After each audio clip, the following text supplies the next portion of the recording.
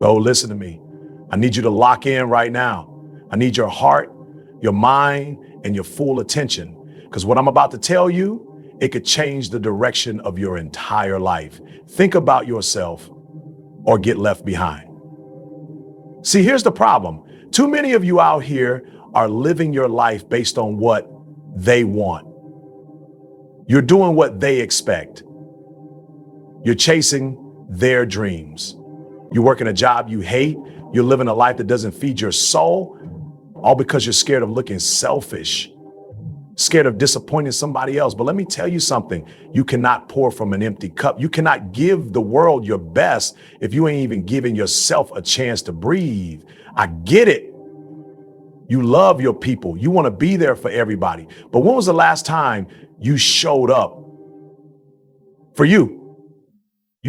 Listen, thinking about yourself isn't selfish. It's survival. It's strategy. Because if you don't put yourself first, if you don't make your vision a priority, you will get left behind. Not because people are evil, but because the train of life, it doesn't wait. It doesn't stop. And if you're too busy trying to please everybody else, you're going to miss your stop. Let me ask you something. When was the last time you said no? No. When was the last time you said, you know what, I can't help you today. I got to help me. Some of y'all haven't done that in years. And that's why you're drained. That's why you're stuck. That's why you're watching other people succeed while you're sitting there wondering, why not me? Because you keep giving them your time, your energy, your talent. But where's your dream in all of this? You think greatness comes by accident? You think success just knocks on your door one day and says, hey, I'm here now? Nah, you got to fight for it. You got to want it bad enough that you're willing to disappoint a few people to make it happen. You got to want it so bad that you're willing to risk being misunderstood. Let them talk. Let them say you changed. Let them say you got distant. Yeah, I got distant. I had to separate to elevate. I had to cut the noise so I could hear my own thoughts for once. You're not here to live a secondhand life. You're not here to be a shadow in someone else's story.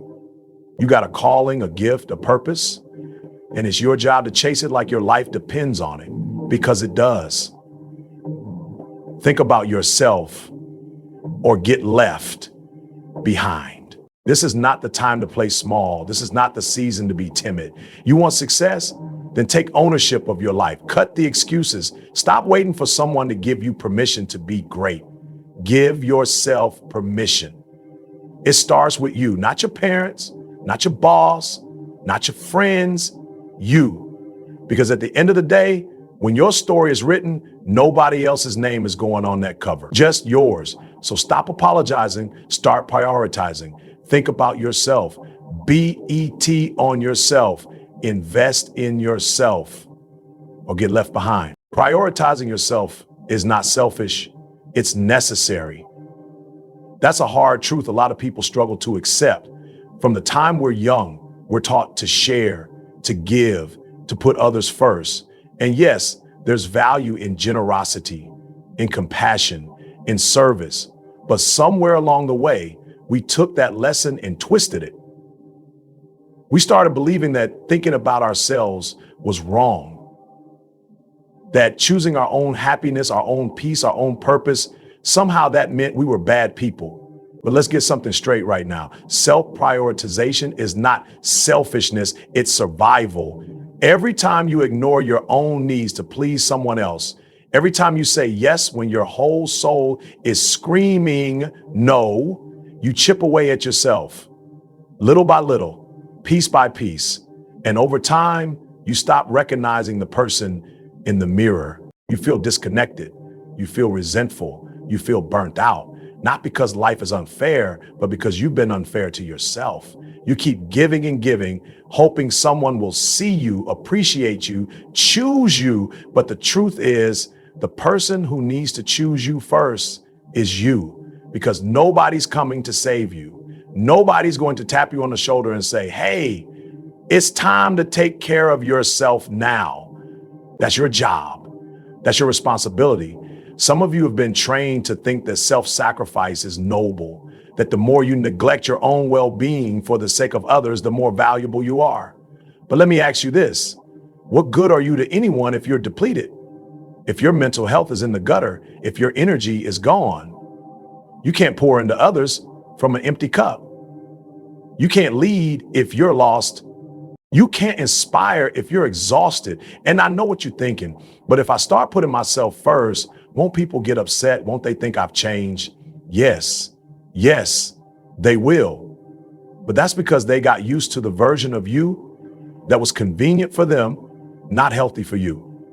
They got used to you being available on demand. They got used to you saying yes to everything, showing up every time, never complaining, never prioritizing your needs. So the moment you draw a boundary, the moment you say, no, I can't do that, the moment you decide to invest in yourself, they'll call it selfish, but don't get confused. It's not selfish. It's clarity. It's alignment. It's growth. You weren't put on this earth to be a doormat for everybody else's needs. You weren't born to live a background role in your own life. You've got dreams, you've got potential, you've got fire inside you. But if you never put yourself first, you'll never access it. You'll stay stuck in a cycle of pleasing, performing, pretending, and deep down, you'll feel that you're meant for more. People will try to guilt trip you into staying small. They'll say, you've changed. Good. That means you're evolving. That means you're waking up. That means you're no longer willing to live a life that doesn't fulfill you. And yes, it's going to be uncomfortable. You're going to feel guilty. You're going to question yourself. But that's the cost of transformation. That's the pain that comes before the breakthrough. You cannot heal in the same environment that broke you. And you cannot grow if you're constantly shrinking yourself for others. That's why prioritizing yourself isn't just a good idea, it's a requirement. If you want to be healthy, if you want to be whole, if you want to be successful, you have to choose yourself consistently, unapologetically, because the world will take as much as you're willing to give. And if you don't set the standard for how you want to be treated, someone else will. If you don't protect your time, your peace, your energy, someone else will waste it.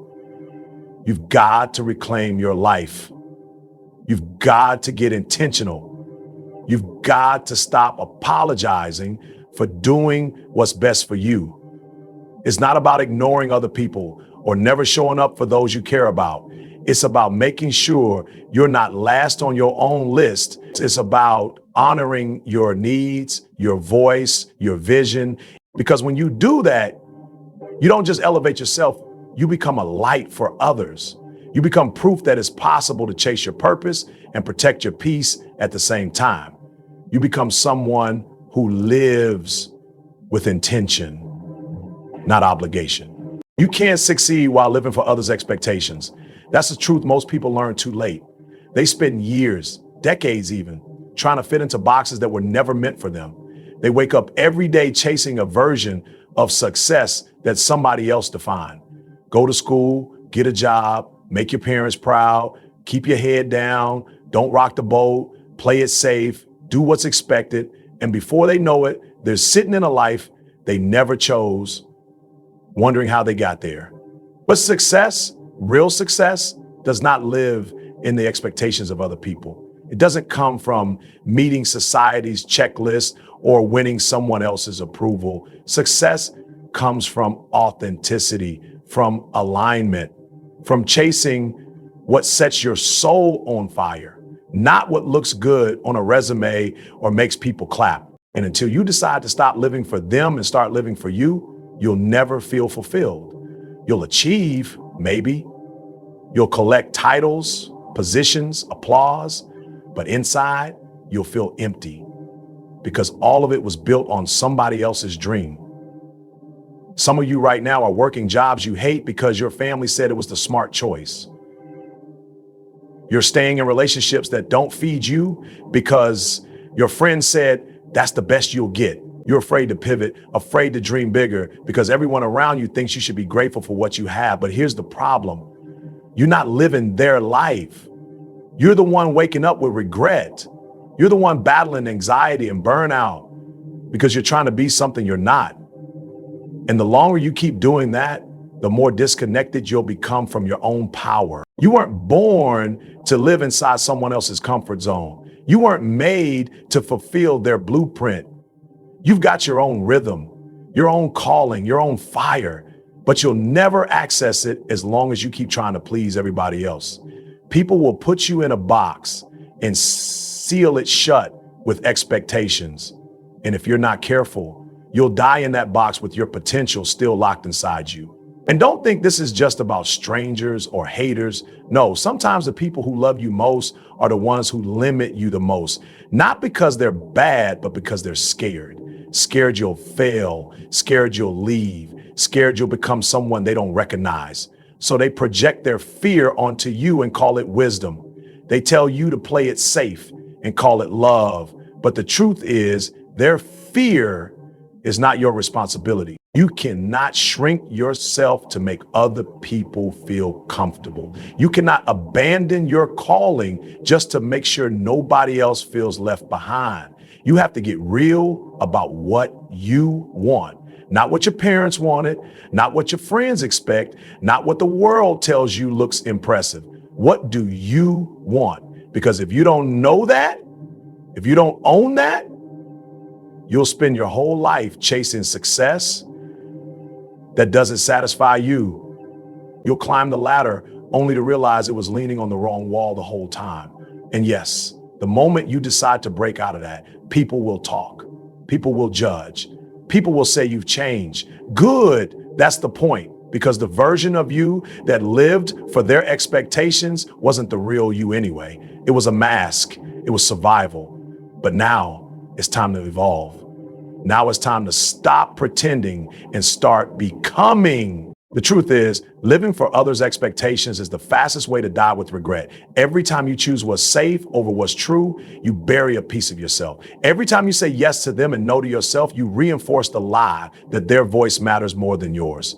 And every time you ignore your intuition, your passion, your gut, you delay the version of you that's been waiting to come alive. No one else can define your success. No one else can walk your path. You have a vision that was given to you, not to them. And that vision will never come to life if you're too busy chasing validation. You don't need their approval to be great. You don't need their permission to change direction. You don't need their understanding to pursue what's in your heart. Because real success isn't about being accepted, it's about being true. And the cost of that truth is high. It requires courage. It requires clarity. It requires letting go of people pleasing and learning to disappoint others so you don't disappoint yourself. But that's the path. That's the price. And until you're willing to pay it, you'll always be chasing shadows. Sacrifice comfort and approval to chase your purpose. That's the truth most people aren't ready to hear. Everybody wants to dream, but nobody wants to give up the things keeping them stuck.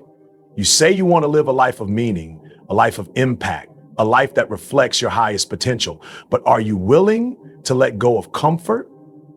Are you willing to risk being misunderstood? Because chasing your purpose will demand both. Comfort feels good, it's warm, it's familiar, it's predictable. You know how it goes. Wake up, go to work, smile for people who don't care, do just enough to get by, scroll through your phone at night, fall asleep wondering why you feel empty. But hey, at least it's safe, right? At least nobody's judging you. At least nobody's saying you're crazy. At least you don't have to take any risks. But that kind of comfort, it's a cage. It looks like peace, but it's quiet pain. It's invisible failure. It's death in disguise. Because nothing great ever came from staying comfortable. When you're chasing your purpose, you're gonna have to move. You're gonna have to stretch. You're gonna have to walk away from what feels easy and step into what feels scary. Growth does not happen in the comfort zone. It happens when you're under pressure, when you're unsure, when you're stepping into territory you've never walked through before. Purpose requires discomfort because transformation always carries pain. You don't get to stay the same and become who you were meant to be at the same time. And approval, you've got to sacrifice that too, because the moment you decide to live on purpose, you're going to trigger the insecurity of everyone around you who's still living in fear. You're going to start making moves they were too scared to make. You're going to start breaking cycles they weren't willing to break. And people will not celebrate that. They'll question it. They'll criticize it. They'll talk behind your back and say you think you're better now, not because you've done something wrong, but because your growth reminds them of what they haven't done. You're going to have to get comfortable being the black sheep, the outlier, the one who doesn't follow the script, the one who doesn't play by the rules. Because when you're on purpose, you're going to live differently. You're going to say no to things they say yes to. You're going to make sacrifices they're not willing to make. You're going to work when they sleep, learn when they party, grind when they rest. And they won't understand it. They won't respect it, but that's not your job. Your job isn't to be understood. Your job is to become who you were born to be. You can't be addicted to approval and still fulfill your purpose. You can't crave applause and do the deep internal work that growth requires. Sometimes your purpose will have you in silence. Sometimes it will have you in solitude. Sometimes it will feel like nobody sees you, nobody supports you, nobody believes in what you're building, and you've got to keep going anyway, because purpose isn't about recognition. It's about alignment. It's about walking in obedience to the calling inside you, even when no one else gets it. And let's be honest, you know what you've been called to do. Deep down, you know what's been pulling on you. You feel it when you're quiet, learn when they party, grind when they rest. And they won't understand it, they won't respect it, but that's not your job. Your job isn't to be understood. Your job is to become who you were born to be. You can't be addicted to approval and still fulfill your purpose. You can't crave applause and do the deep internal work that growth requires. Sometimes your purpose will have you in silence. Sometimes it will have you in solitude. Sometimes it will feel like nobody sees you, nobody supports you, nobody believes in what you're building, and you've got to keep going anyway. Because purpose isn't about recognition, it's about alignment. It's about walking in obedience to the calling inside you, even when no one else gets it. And let's be honest, you know what you've been called to do. Deep down, you know what's been pulling on you. You feel it when you're quiet. You feel it when you're alone. You feel it every time you do something that doesn't align with it. But every time that feeling rises, you push it back down with comfort. You silence it with distractions. You bury it under approval. You keep choosing the easy path, even though your purpose is on the other side of hard. The thing about purpose is it won't beg for your attention. It won't shout over the noise. It waits patiently until the day you're ready to choose it over comfort, over being liked, over fitting in. And that choice will cost you. It will cost you relationships. It will cost you sleep. It will cost you security. But what you gain in return, identity, integrity, power, clarity, a life that finally makes sense. Not to everyone else, but to you. You can't walk in purpose and stay the same. You can't elevate and hold on to everything you've outgrown. And that's what makes this journey so difficult. It's not just about gaining something new. It's about letting go of comfort, letting go of needing to be liked, letting go of the version of yourself that fit in, but wasn't fulfilled, because that version may be safe, but it's not you, not the real you, not the one who was called, chosen, and created for more. Separation is often required for elevation. That's one of the hardest lessons to learn, because we're wired to want connection, to want community, to want people around us.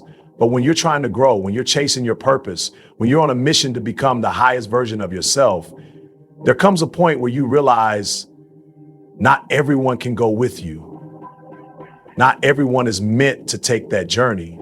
And if you try to drag everybody along, if you try to hold on to every relationship, every friendship, every environment just because it's familiar, you're going to sabotage your own growth.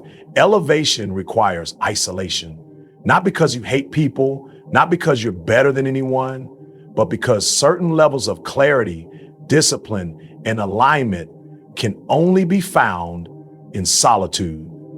When you're constantly surrounded by noise, opinions, distractions, you start losing your own voice. You start doubting your own instincts. You start second guessing the very thing you were born to do. That's why separation is necessary. You need space to hear yourself think. You need space to reset, to rebuild, to redefine who you are outside of what everyone else expects you to be. There are people who are comfortable with the older version of you. The one who made excuses, the one who stayed quiet, the one who plays small to make everyone else feel big. And the moment you start evolving, the moment you start thinking bigger, moving different, raising your standards, you threaten their comfort zone. And instead of growing with you, they start resisting you. They start pulling you back into old patterns, old conversations, old habits, because they don't want to see you change. They liked you when you were struggling. They liked you when you weren't focused.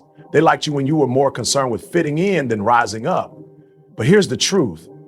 You cannot elevate and stay accessible to the same environments that kept you stuck. You cannot become more and still cling to what's less.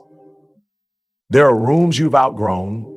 There are circles that no longer speak to where you're going. And no matter how much history you have with those people, you've got to be willing to walk away if it means protecting your purpose. Because loyalty to your past cannot come at the expense of your future. And separation isn't always dramatic. It's not always about cutting people off with anger or making loud declarations. Sometimes it's quiet. Sometimes it's choosing not to answer every phone call. Sometimes it's declining the invite. Sometimes it's changing the subject. Sometimes it's just pulling back your energy because you know you've outgrown the conversation, the lifestyle, the mindset. And even though it feels uncomfortable, even though it feels lonely at times, deep down you know it's necessary. You know staying in that space would keep you stagnant. Growth demands discipline, and discipline thrives in separation. You can't train with distractions. You can't develop focus when you're surrounded by chaos. You can't build momentum when every step forward is being questioned, criticized, or misunderstood. You've got to step away from the noise long enough to remember why you started, long enough to fall back in love with the process, long enough to sharpen your vision and realign your actions with your goals. But the healed, focused, elevated version of you, that version requires stronger foundations, deeper commitment, clearer boundaries. And if the people around you can't meet you there, it's not your job to drag them up. It's your job to keep climbing, to keep moving forward, to stay locked in on your mission. Because your destiny is too big to be delayed by small distractions. Own your story. No one else is responsible for your greatness. That means stop waiting for someone to believe in you before you start moving. Stop hoping somebody's going to give you permission to chase your dream. Stop blaming your past, your parents, your environment, your circumstances. Because the truth is, no one is coming to write your story for you. No one is going to hand you the pen. That's on you. That's your responsibility. That's your power. Too many people live their whole lives as a side character in their own narrative. They let other people's decisions, other people's voices, other people's mistakes dictate who they become. They carry wounds, they carry disappointments, and they use that pain as a reason to stay stuck. But pain is not an excuse to give up on yourself. It's not a reason to sit down and wait for the world to change. It's a signal, a call, a reminder that you've got more in you, that you've got something to prove, not to them, but to yourself. Everybody has a story. Everybody has scars. Everybody has gone through something. What separates the ones who rise from the ones who stay buried is ownership. The ones who win are not the ones with the perfect background. They're the ones who said, yeah, this happened to me. Yeah, it hurt. Yeah, I was broken, but I didn't stop there. I didn't let that be the end of the story. They picked up the pieces. They picked up the pen and they kept writing. You don't get to choose how your story started. You don't get to erase the chapters filled with struggle, betrayal, failure, but you do get to choose what happens next. You do get to decide how this ends. And that power alone makes you unstoppable if you choose to use it. If you stop looking for someone to save you and realize you were always the answer, the hero you've been waiting for is you. The opportunity you keep hoping will come is something you can create. The life you want isn't out there waiting, it's inside you, waiting for you to show up. There's nothing more dangerous than someone who takes responsibility for their life. Someone who stops playing the victim, someone who stops complaining, someone who says, I don't care what they did, I don't care what I lost, I don't care how far behind I am, I'm still going to win. Because when you own your story, you own your future. You stop letting your past predict your potential. You stop being controlled by fear, by doubt, by what ifs, and you start acting like your life depends on your next move, because it does. Some of you have been quiet for too long. You've been playing small, staying invisible, watering yourself down because of what people said about you years ago. You're carrying a shame that doesn't belong to you. You're trying to forget chapters of your life like they didn't shape your strength. But the parts you're trying to hide are the very things that make you powerful. The struggles, the heartbreaks, the mistakes, they built you. They taught you things no textbook ever could. That's not baggage, that's wisdom, that's fuel. The moment you stop hiding from your story and start owning it, everything changes. Your confidence changes, your energy shifts, your standards rise. Because you're no longer asking for someone else to validate your existence. You're no longer waiting for applause to move forward. You realize the only person who needs to believe in your story is you. The only person who needs to see the value in your journey is you. And once you do, you become untouchable. People will try to define you by your lowest moments. They'll try to box you in with labels based on who you used to be, but they don't own your story. You do. And as long as you keep writing, as long as you keep turning the page, they don't get the final word. They don't get to tell you what's possible for you. They don't get to tell you what's possible for you. That's your right. That's your role. That's your job. You were not created to blend in, to stay silent, to live stuck. You were created to lead, to speak, to rise. But that only happens when you stop outsourcing your power and start walking in it. When you stop waiting and start building. When you stop apologizing and start showing up. When you stop letting your story control you and start using it as the foundation for your greatness.